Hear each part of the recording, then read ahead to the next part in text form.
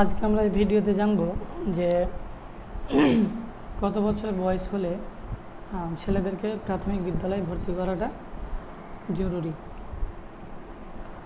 তো আমরা সবাই আগে থেকে জানি বা বইয়েও লেখা আছে যে 5 বছর যতক্ষণ না হবে ততক্ষণ পর্যন্ত স্কুলে ভর্তি করা চলবে না।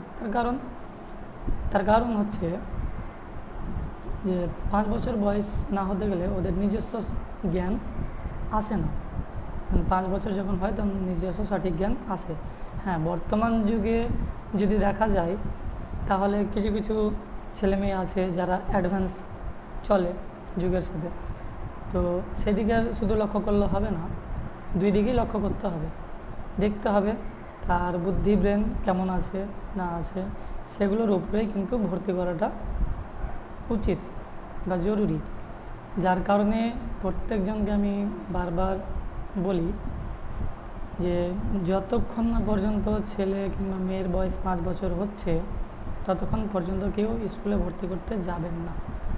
যেমন বর্তমান যুগে আমি দুটো আপনাদেরকে এক্সাম্পল হিসাবে দেখাই যে আগেকার মানুষ কী করতো, বিনা টিউশনে এবং তারা একটু মেহনত করে শুধু বাড়িতে পড়তে গেলে তাদের পড়া খুব সুন্দর হতো, তারা অনেক ট্যালেন্টেড হতো। এখনকার যুগের মতো নয়। তখন তারা কী করতো, তারা পড়াশোনার জন্য কোনো সঠিক জায়গা পেত না, ইলেকট্রিক পেত না, সঠিক স্থান পেত না, সঠিক কোনো বাড়িতে গাইড পেত না। যার কারণে তারা একটু পিছিয়ে ছিল। তা সত্ত্বেও তারা এখনকার বর্তমান যুগ থেকে অনেক ট্যালেন্টেড। একটা জিনিস লক্ষ্য করে দেখেন, আগেকার মাধ্যমিক পাস করা কিংবা মাধ্যমিক ফেল করা ছাত্র যারা ছিল, এখনকার যারা বিএ পড়ছে বা গ্র্যাজুয়েশন কমপ্লিট করছে, কিছু কিছু ক্ষেত্রে দেখবেন যে তাদের থেকেও তাদের ট্যালেন্ট কম আছে বা বুদ্ধিমত্তা কম আছে। কেননা আগেকার যতগুলো শিক্ষা ছিল তারা কী করছিল, 5 বছর বয়স যখন হচ্ছিল তখন তারা স্কুলে অ্যাডমিশন করছিল। আর এখনকার ছেলে মেয়েদের 5 বছর হয় না, 4 বছরের মধ্যেই স্কুলে অ্যাডমিশন করে দিচ্ছে। এখানে ভুলটা কোথায়? ভুলটা হচ্ছে যে যখন 5 বছর হয়নি তার আগে যখন ভর্তি করছে, বাবা মা ভাবছে যে হয়তো ছেলে আমার যাবে, অভ্যাস হবে, একটা কালচার থাকবে, এর মতো একটা ভাবনা। কিন্তু এই ভাবনাটাকে ভাবতে গিয়ে দেখা যাচ্ছে যে ABCD বা ক খ পর্যন্ত সে শিখতে পারলো না, ক্লাস এগিয়ে গেল। তো মেন শিক্ষার বিষয় হচ্ছে, মেন শিক্ষার জায়গা হচ্ছে প্রাথমিক প্রথম ধাপে যদি আপনি ABCD ক খ, অঙ্ক, নামতা, এগুলো যদি আপনারা সঠিকভাবে শিক্ষা না দিতে পারেন বা ছাত্র যদি সঠিকভাবে, ছেলেমেয়েগুলো যদি সঠিকভাবে শিখতে না পারে, তাহলে আগামী দিনে কী পড়বে? এগুলোই তো জিনিস, এগুলোকে শুধু যুক্ত করা আছে। তো আগেকার যতগুলো স্টুডেন্ট ছিল তাদের সাথে কম্পেয়ার করে দেখেন এখনকার বর্তমান যুগের যারা স্টুডেন্ট, কিছু কি 100%-এ 90%ই ট্যালেন্টেড, খুব কম পড়ার দিক থেকে। অন্যান্য দিক থেকে আশা করি অনেক এগিয়ে আছে, কিন্তু পড়াশোনার দিক থেকে অনেক কম। কেননা আপনারা নিজেই পার্থক্য করে দেখতে পারবেন বা বুঝতেই পারবেন। এখনকার কোনো ছেলে মেয়েকে যদি বলা হয় যে ইংলিশে একটা ফর্ম ফিল আপ করতে, ক্ষমতা নেই। কেউ বিএ পড়ছে, গ্র্যাজুয়েশন করেছে, নিজের ঠিকানা তাক পর্যন্ত লিখতে পারছে না। আর আগেকার যুগে যারা ফেল করা, মাধ্যমিক ছেড়ে দিলাম আমি, যারা 8 পড়ে, 9 পড়ে, 9 ফেল করা, তারাও কিন্তু সঠিকভাবে তাদের ঠিকানা সব কিছু কমপ্লিট করতে পেরে নিয়েছে। আমি ওদের বলছি যে না, এটা ভুল, আপনারা সঠিক বুঝতে পারবেন। আপনারা নিজে কম্পেয়ার করে দেখুন, পার্থক্য করে দেখুন, ভেবে দেখুন আগেকার যুগের সাথে এখনকার বর্তমান যুগের যে ছেলে মেয়েগুলো শিক্ষা অর্জন করছে, তাদের সাথে একটু কম্পেয়ার করে দেখেন, ঠিক বুঝতে পেরে যাবেন। কেননা আমি এটাই বলতে চাইছি বা এটাই বোঝাতে চাইছি যে আপনারা, আমি এটা বলছি না, আমি আদেশ করছি না, আমি শুধু পার্থক্যটা আপনাদেরকে বোঝাচ্ছি। আপনারা দেখেন পার্থক্য করে, তাহলেই বুঝতে পারবেন। কেননা এখনকার যেগুলো ছেলে ক্লাস 4 বছর বয়সে বা 3 বছর বয়সে স্কুলে ভর্তি করছে, তাদেরকে দেখবেন তারা মনে ভাবছে যে অনেক ট্যালেন্টেড বা অনেক এগিয়ে যাবে, কিন্তু এটাও ভুল ধারণা।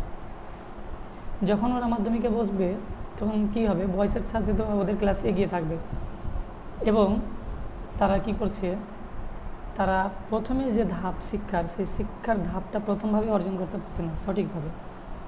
এবিসিডি সঠিক জানছে না, কেউ কেউ তো এমন আছে যে এবিসিডিটা চিনে না, রিডিং পড়তে পারে না, তো মানে তো দূরেই থাক। তো তারা যদি এবিসিডি চিনতে না পারে, পড়তে না পারে, রিডিং না পড়তে পারে, তারা ভবিষ্যতে আর কি করবে। তো এই কারণে পারে না যে যতক্ষণ না সঠিক বয়স হচ্ছে, যতক্ষণ না নিজস্ব জ্ঞান আসছে, তার আগে স্কুলে ভর্তি করে দেওয়ার কারণে তারা সঠিক শিক্ষাটা অর্জন করতে পারছে না, ব্রেনে রাখতে পারছে না, বা তাদের স্মৃতিশক্তিটা লাভ পাচ্ছে না বা বৃদ্ধি হচ্ছে না। তো এই স্মৃতিশক্তিটাকে সঠিকভাবে নিয়ে আসার জন্য বয়স পূর্ণতা 5 বছর। 5 বছরের মধ্যে আপনারা স্কুলে অ্যাডমিশন করবেন ছেলে মেয়েদের। কেননা তার আগে যদি অ্যাডমিশন করেন তাহলে যে শিক্ষাটা হবে তো 5 বছরে একটু ব্রেনে থাকতো, সেই ভর্তির টাইমটা হচ্ছে আর 4 বছর বয়সে। 4 বছর বয়সে তো কিছুই জানে না, কী শিখবে। এবার কি হচ্ছে, যখন ও ক্লাস 1-এ ভর্তি করলো, এবার টুতে উঠবে, ক্লাস 2-এ যখন উঠতে যাবে তখন দেখা যাচ্ছে যে ও এবিসিডি শিখলো না, ক্লাস 2-এ উঠে গেল। আর ক্লাস 2-এর যে শিক্ষাটা, সে শিক্ষাটা কোন ক্লাসে শিখবে, তখন তার 2-এ পারবে না। ক্লাস 1-এর শিক্ষাটা ক্লাস 2-এ শিখবে, আর ক্লাস 2-এর শিক্ষাটা ক্লাস 3-তে দেখবে, ক্লাস 3 শিক্ষাটা ক্লাস 4-এ শিখবে। তো এই মুহূর্তে যদি বছর এগিয়ে যায়, শিক্ষাটা যদি পিছিয়ে যায়, তাহলে কিভাবে তাদের ব্রেনে থাকবে।